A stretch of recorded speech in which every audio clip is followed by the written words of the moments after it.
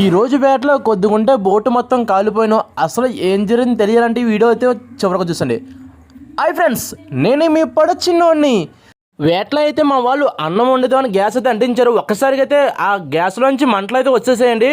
కొంచెం ఉంటే బోట్ అది మొత్తం అయితే కాలిపోను. మా వాళ్ళు చూసి వెంటనే నీళ్ళేసి ఆఫ్ చేశారు. మా వాడైతే ఇప్పుడు ఆ స్టవ్కున్న సామాన్ తీసి ఇంకో స్టవ్కి అయితే వేస్తున్నాడు. బోట్లో ఎటువంటి రిపేరింగ్ చాలా బాగా చేస్తారు మా అన్నీ అయితే మాత్రం.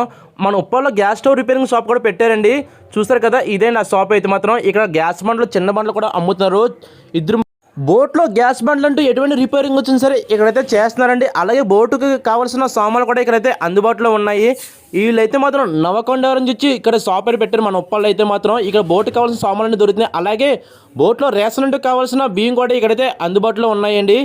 గ్యాస్ స్టవ్కి చిన్న చిన్న రిపేరింగ్ సామాన్లు అయితే ఇక్కడైతే అందుబాటులో ఉన్నాయండి. అలాగే వీళ్ళు కూడా రిపేరింగ్ కూడా చేసిస్తున్నారు మనకైతే మాత్రం. అలాగే ఇంజిన్ కావాల్సిన బెల్ట్లు కూడా ఉన్నాయండి. వీళ్ళు అదే కాదు, ఇక్కడైతే మాత్రం వీళ్ళు ఫ్యాన్లు, గ్రైండర్, మిక్సీలు కూడా రిపేరింగ్ అయితే చేస్తున్నారు. చూస్తారు కదా, వీళ్ళు అయితే మాత్రం చాలా బాగా చేస్తున్నారు. షాప్ అయితే విజిట్ చేయండి. షాప్ అడ్రస్ వచ్చి మన ఉప్పాల్లో అయితే మాత్రం కన్నయ్య పాస్టర్ చర్చ్ ఉంది కానీ, చూసారు కదా, ఆ చర్చి ఎదురుగానే ఈ షాప్ అయితే ఉంది.